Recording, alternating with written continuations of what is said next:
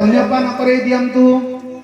सेदिन मिथिलार माँ माने यही चिंता कला बेले मथुरा गोप कटकर माँ माने मध्य सेही चिंता करुथिले ये पिला जदि आमर पुओ होंता हमकु पलंक रे बसैकि सजबाज करे दियंतु। ये पिला ठीक कलंक नहीं, ये कलंक रहित। कवि सम्राट दीनकृष्ण दास रस कल्लोल रे सुंदर भाव रचना कले भगवान पाखरे माँ कलंक नहीं ना बोले कलंक रहित कोला कर जीत त्रिमुख सुख निकेतन कलंक रहित कोला कर जीत त्रिमुख सुख निकेतन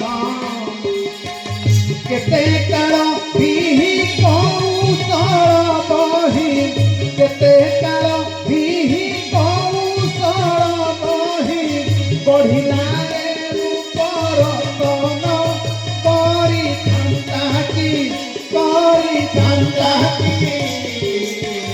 कइबे पुओ आंभर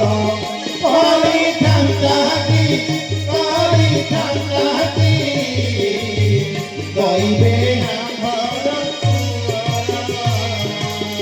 करंताई इष्ट देवतारु श्रेष्ठ करंताई इष्ट देवतारु श्रेष्ठ बसाई पर्यंत ऊपर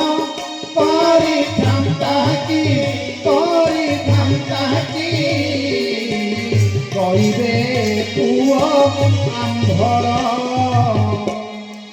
दीनकृष्ण